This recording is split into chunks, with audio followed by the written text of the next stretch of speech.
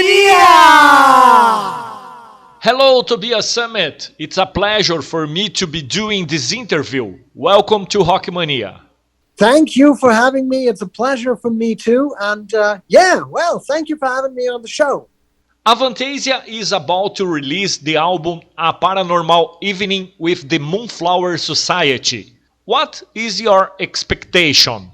I have no idea.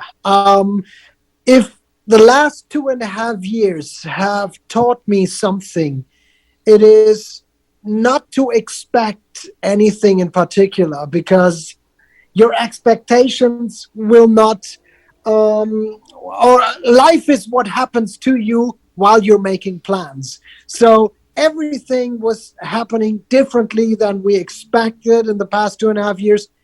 I am happy I did the record. It's a very, very liberated album. It's absolutely 100% of what I wanted to do. It's a free album. It's a very honest and heartfelt album. I hope that fans like it. I hope that we can have enough success with it so I can produce another one. But apart from that, I have no idea. I take things as they come. Expectations are just the foundation of disappointment. So I don't expect anything and see what happens. Okay. Recently, I listened to the INMOST Light with Michael Kiske. What do you say about Michael, about this song? Michael has been a friend of mine for, I think we got to know each other in summer 99. So it's over 23 years. And he has been always with me in my music as a fan before I knew him personally. He's been very important for me when I started to sing, because the first time I heard Eagle Fly Free, I knew that was what I was going to do. Of course, I had heard AC/DC before and Kiss. But when I heard Michael, this was the music I wanted to play and sing. And he's been on every Avantasia album so far, because he's a real inspiration and a good friend, and I want to hear him sing these kinds of songs. I love it. And the Inmost Light is not exactly the reinvention of the wheel. But I did not try it. I tried to simply please myself by writing the song I want to hear as a fan, with Michi's voice on it. And what was a big challenge for me, and what was exciting, I wanted to make the song as brief as possible. I had written songs like Reach Out for the Light and Shelter from the Rain and Where Clock Hands Freeze and Requiem for a Dream and Judas at the Opera for Edguy, all with Michi's vocals on there. And they were all, what they had in common was that they were all very long songs. And I just said, let me condense the essence of the song down to 3.5 minutes, and let's make it a real brief power metal anthem with Michi on there.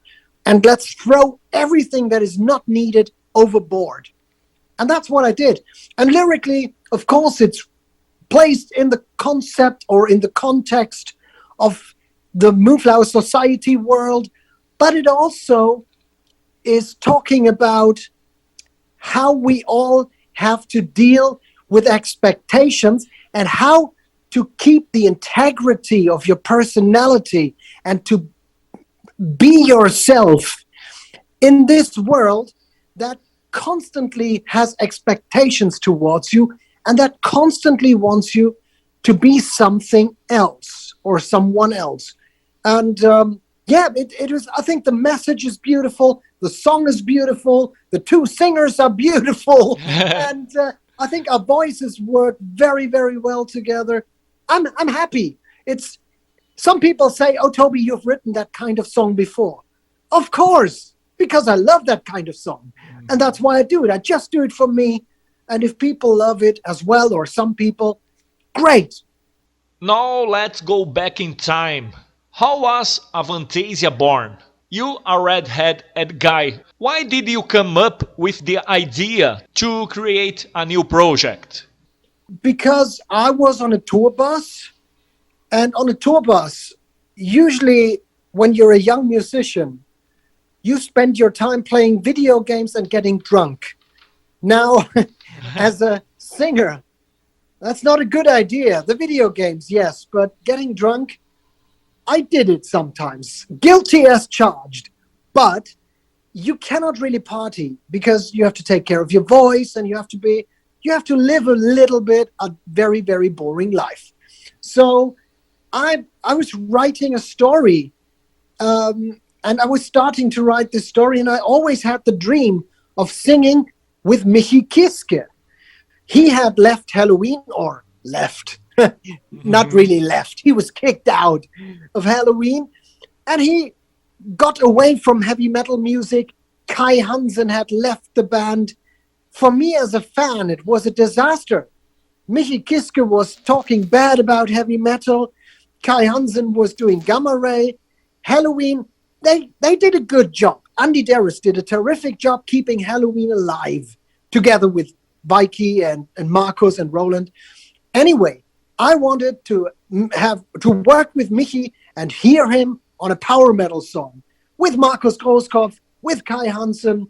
That was part of the idea. Also, I wanted to do something outside of Edguy because I had already written and produced 3 Edguy albums, and I wanted to do something, or 4 actually. I wanted to do something else to widen my horizon. It was getting a bit narrow, even though we had a common dream and we were developing. It was all nice and perfect, but I wanted to do something else.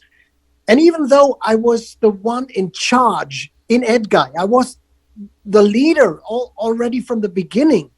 But when you get together with your fellow musicians, when they are your classmates and you know each other since you're 10, you have never the authority that you have when you start your own project and you gather people around you and say, hey, I'm doing this album. You want to play with me?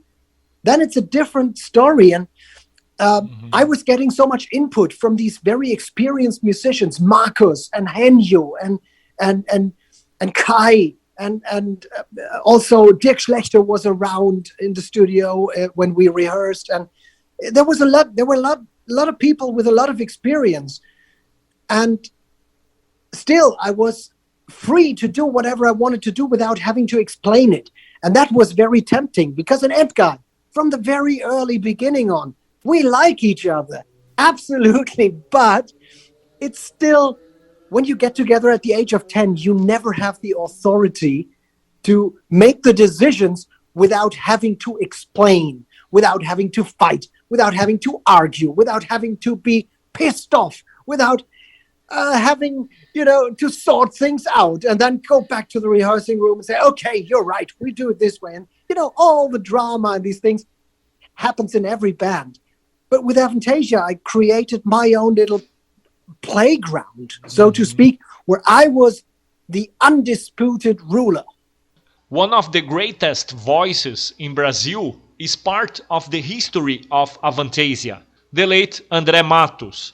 How were your experience with him? Oh, he was a lovely, lovely, lovely person, a lovely character, a very, very sweet and gentle personality, very extremely talented musician. I was looking up to him. He was not so much older than me, but he had been in the business a few years earlier, because I remember, I think it was 93 when I bought the first Angra album. I discovered it by coincidence because I saw the artwork and I thought, it looks majestic. Let me check it out. I had read a review which sounded tempting. So I checked the album out and I was in love because, mind, this was a time when this type of music was dead in Europe. Nobody played it. Halloween had just fired their singer. Iron Maiden were about to fire their singer. Judas Priest had a singer who had just quit. there were no bands playing this type of music. And Angra were doing it in such a great way. Carry On, I heard it for the first time. I was in love with it. And that was in 93. In 99, they were really big in France, while Edguy was a very underground kind of thing. And we were offered to support Angra in France. That was the tour, actually, on which I wrote the story for the metal opera. That was in April and May 99. And that was when I first met Andre. And towards the end of the tour, I said, Andre, I have an idea. I am doing a metal opera. That was, back in the day, it was not very common to do metal operas or concept albums. Few people had done it. The word metal opera did not even exist back then. It was called even rock opera or space opera, as Ian Lucassen had done. There was Jesus Christ Superstar. There were a few of those things, but it was not what it is today. So I asked him, I said, I'm going to do a metal opera. You want to be part of it? And he said, oh, yeah, sure, Toby. Why not? And we made that agreement, very loose agreement, in May 99, even before I had started to produce it. Mm-hmm. And then after we had done it, I got in touch. I reached out to him and we spoke on the phone. And that was, I don't know if I even had an email address back then. We were speaking on the phone, and we settled everything, and he was part of the metal opera. And ever since we were friends, it took me like 2 or 3 years later, I was invited to sing on the Shaman record, mm-hmm. And I returned the favor.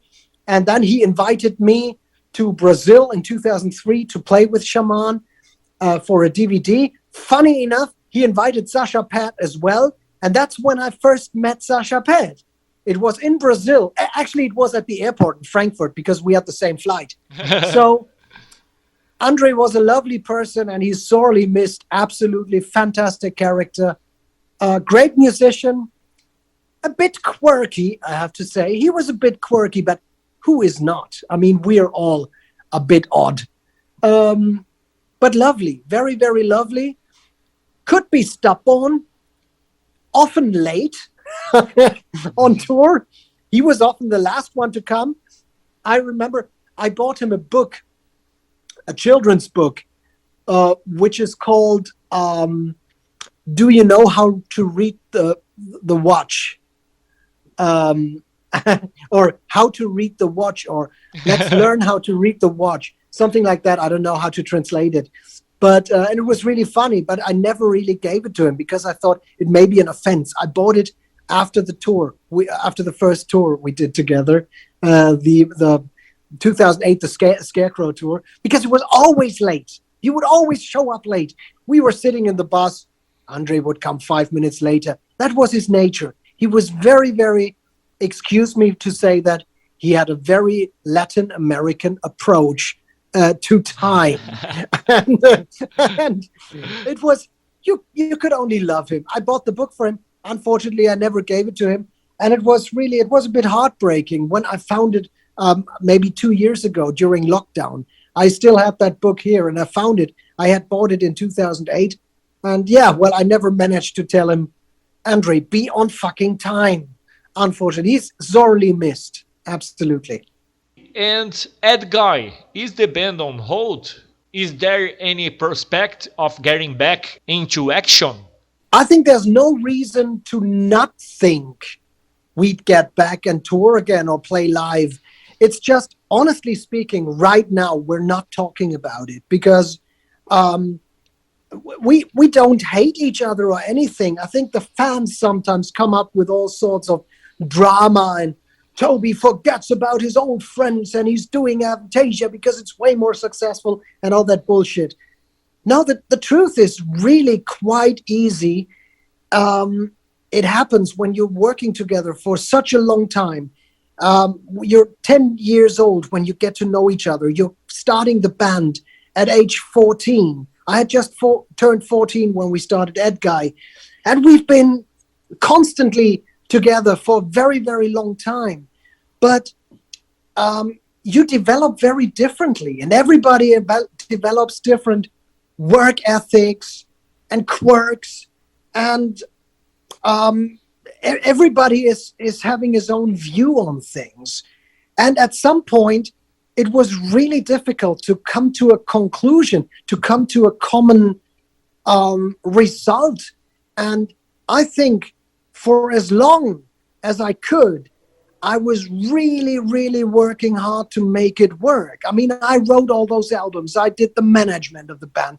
I did the press stuff. I did the interviews. I chose the titles of the albums and the song titles and the lyrics and whatever. And I tried to make it work, but nobody can understand. And I think the people in the band actually can understand that. It's not always easy to align 5 people who are all so different and who have all their own demands and ideas and oh, I would do it this way. I would do it this way. Oftentimes in a band, you discuss more than you actually play. And I always said, for fun, the time we need to agree on when we will have a rehearsal, in that time, until we have found a solution for that, I have written 3 songs for Avantasia and produced them, but by that time we will have find an agreement when we are going to rehearse, if it's going to be Tuesday morning or Thursday evening or Saturday morning. And so it's not always easy when you're 5 people, and we had really run out of steam. We were rubbing each other all the wrong ways, and it was better without hating each other or anything, Mm-hmm. We're in touch. We're emailing each other. I'm talking to Dirk on the phone every 2 or 3, 4 weeks, maybe.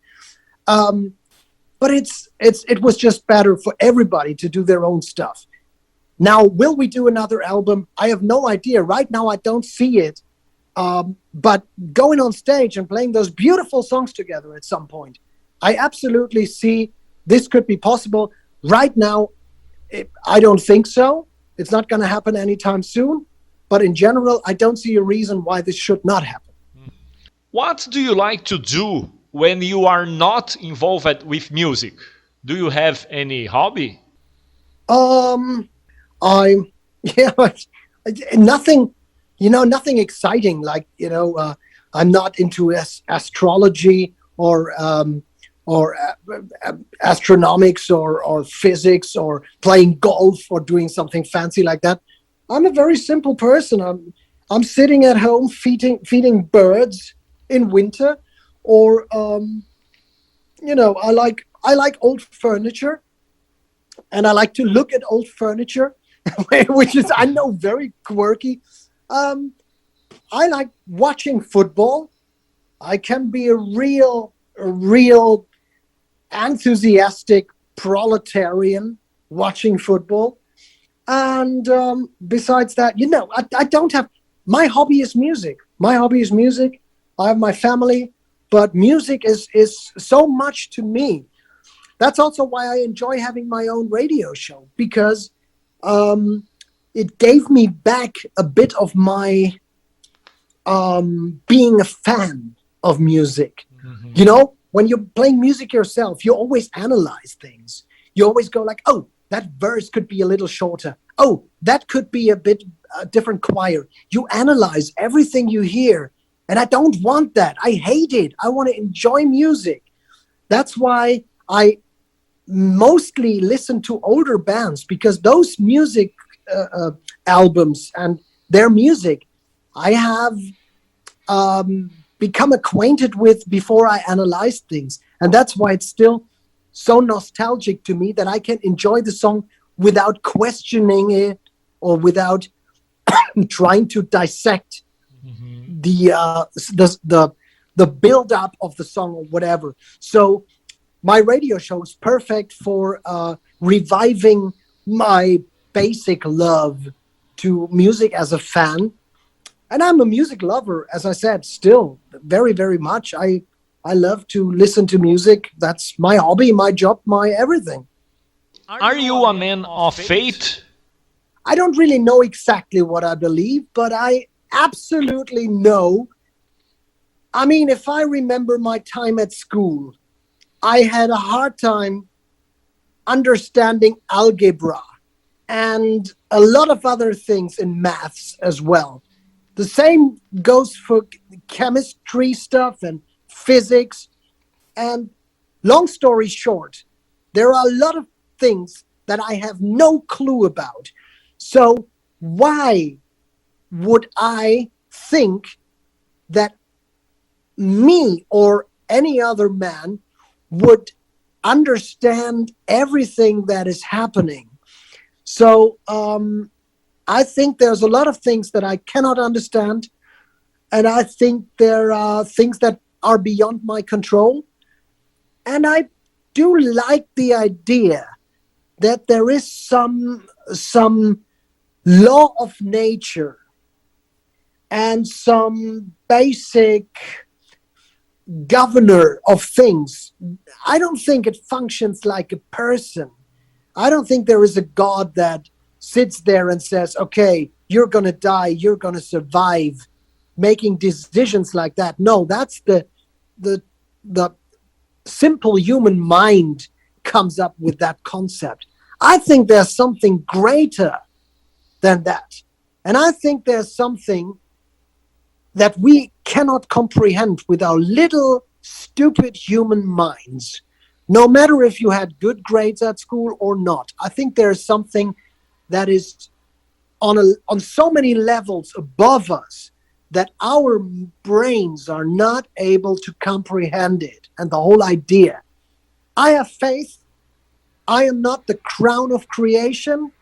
And I have faith there's something above me. And I have faith being nice to each other and shining light out into the world is not for nothing, but makes the world a better place and makes the world a more enjoyable place and is good in the big picture. And I really want to think that there is something above. Call it divine, call it God, call it whatever. I don't even think the name is so important. I think the word God is a great summary. But a lot of people who come to me and say God is a stupid idea, I don't think so. I think what those people may imagine God to be may be simple and stupid, but that's in their minds. That's your concept. If you imagine God to be somebody like Santa Claus sitting on a cloud making decisions that your mind could understand, if that's your concept of God, your concept of God is stupid, but not the idea of God in general. So I believe something's there. I have no idea what it looks like and why and what my position is in the whole. I just try to be nice and hope once I make my final breath, it has mercy and says, okay, you're not going to be an ant in your next life. You're going to be somebody like Rob Halford or something like that. Now a funny question. If you could be part of any band in the history of music, which band would be and why? That's a very difficult question because I think every band is a result of the different players working well together, very balanced.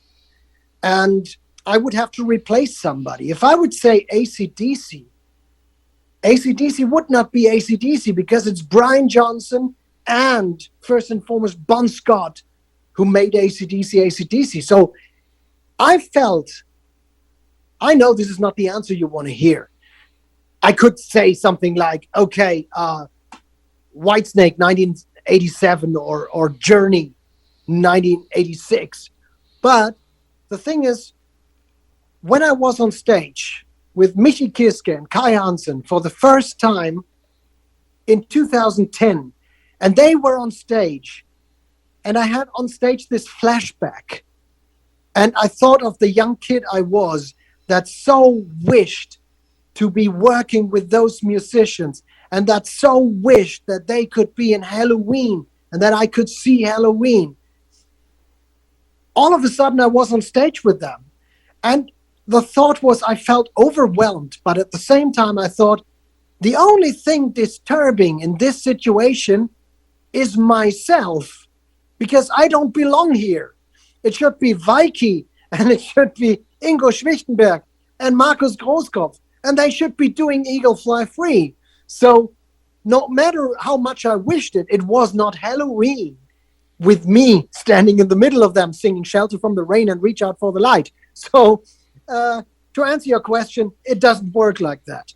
It's I would like, Iron Maiden, but Bruce Dickinson is part of why I love Iron Maiden. So what would I do in Iron Maiden? I could be Eddie. That's a good idea. Yeah, I'd be Eddie, dressed as Eddie, walking over stage and having Adrian Smith tear off my right arm. Another imaginary question. If you needed to live inside the cover art of any album of any band, which would be and why? Inside the cover artwork of any band. That's a good question. That's a good question. I should go through my record collection now. I mean, it certainly wouldn't be a Manowar cover or a Creator cover. It could be, I don't know. Maybe it could be Love Gun of Kiss.